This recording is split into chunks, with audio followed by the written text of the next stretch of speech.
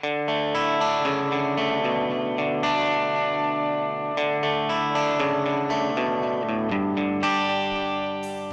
are at the San Bernardino County Museum here in Redlands. We're standing in a room that actually holds the 5th largest egg collection in the entire world. Jennifer, tell us a little bit about this egg collection. That's right, the 5th largest, and it's mostly bird eggs, but we do have a few other eggs, like platypus eggs, just to make things interesting. And as you can see, they're arranged by species. And these eggs, for the most part, were collected before the turn of the last century, in the late 1800s and then into the early 1900s. It would be almost impossible to collect eggs this many nowadays because they have so many strict, and they should, so many strict rules about environmental protection. Sure. Back more than 100 years ago, it was considered a perfectly good hobby to collect bird eggs and bird nests. So these are real eggs? These are real eggs. They do have a little hole in them, and people blew out the contents. Okay. So we do not have 150-year-old embryos in some of these things. Because you know people at home are going, wait a minute, if those are real eggs, that means, okay. Yeah. It's amazing. I had no idea that eggs are they preserved in anything? Or No, they're not. They can last that long. They can. Of course, we have to keep them in the proper conditions to make them last. Now, I noticed this room is cooler than the other rooms in the museum. It is, and it's also humidity controlled. Okay. Now, these spotted eggs over here, what kind of eggs are these? A lot of bird eggs are camouflaged because, of course, eggs are great eating if you're, for example, a coyote or even a bigger bird. And are these eggs from birds all over the world or just in the Inland Empire? Worldwide, but concentration on Southern California and the greater Southwest. Okay. And you'll also see eggs in the exhibits. Yeah. And they're exhibited in their nests with the birds that laid them. So The same kind of bird that laid them. So now if you were to, I don't know, fly and hang out in the trees with these birds and pull up to their nest, this is typically what the nest would look like and what the eggs would look like in there. Exactly. That's right. Well, in addition to eggs, it looks like you have a rather large bird collection as well. We do. This is like having your Sibley's Guide or your Audubon Guide in 3D. Because if you see a bird in your backyard and you want to know what it is, you can just come here, figure out, oh, it's springtime and I've never seen it before, so maybe it's a visitor, and you can look at the typical visitors we have during the spring and say, that's the one. Wow. Sounds like a nice PR plug you just did there, huh? Want to learn about the birds that are flying around your neighborhood? Just come on down to the museum. A lot of people do that. A lot of artists use this collection too. Really? Yeah. To come in here and inspiration? They can come in and get a real close look at their birds. Now, we're talking about birds here, and I'm looking on this back wall right there. That looks like the biggest bird I've ever seen in my life. That probably is the biggest bird that you've ever seen in your life. That's an ostrich. Okay. And it is not native to inland Southern California, although there are ostrich farms around. In fact, at one point in Southern California, there were a lot of ostrich farms.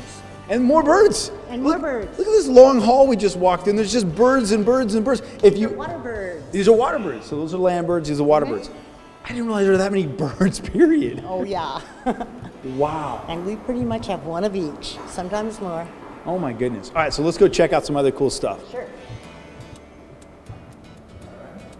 All right, so you said we're where now? We are entering the Hall of Mammals.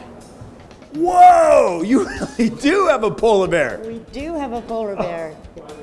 Whoa! Are they both polar bears? No, the brown one is an Alaskan brown, which is actually a darn impressive bear. And then we have the grizzly bear right on over here. Wow. It's a good-sized bear, but it's nothing like an Alaska brown. No, but I wouldn't get close to it by choice. And grizzlies lived in our mountains for quite a while. They're extinct now, locally. Okay. But I think the last grizzly was reported about 1919. That's quite a bit of time ago. My goodness. They were hunted. Big Bear is named because there were so many grizzlies in that valley. Wow. And so these, even though these aren't necessarily native to this particular area. Well, This from the grizzly. Yeah.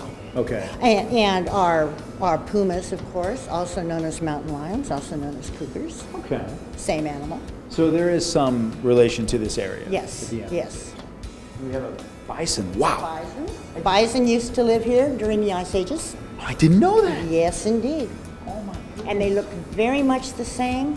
Some species of Ice Age bison were way bigger, however. And these are our local mountain bears, and in fact, these came from our local mountains. A lot of the animals that we have on exhibit are essentially roadkill. Oh, really? Yeah, Okay. they die of natural causes, or perhaps they were hit by a car or something like that. And the Fish and Game will call a museum, not just us, but other museums as well, and say, we have this carcass, can you use it? I'm looking at this enormous, what is this, a cow? The moose. I'm kidding. It's huge! Unbelievable how big that is. Wow.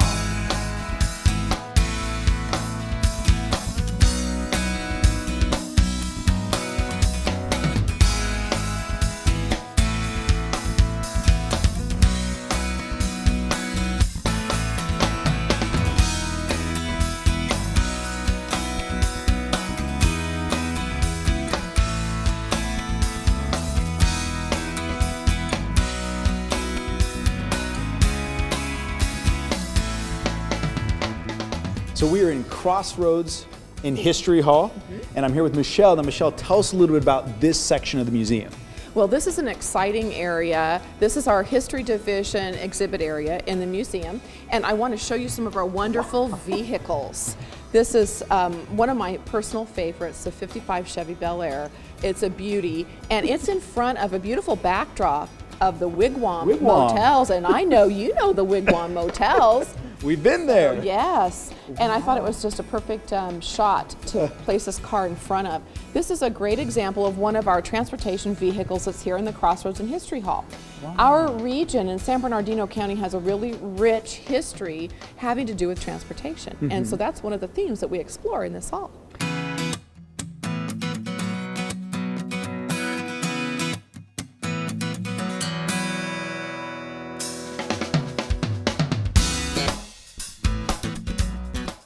This is all mining equipment. Mining, of course, in our county was an extremely important economic mover, particularly before the turn of the last century. Calico, Ghost Town, you probably visited. That was all silver mines.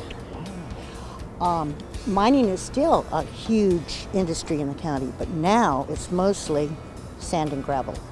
If people want to find out when you're open, or what tours, or school trips, or when they can come out and visit, where would they go online? They can go to www.sbcountymuseum.org. That's sbcountymuseum.org. And is there a telephone number? 909-307-2669.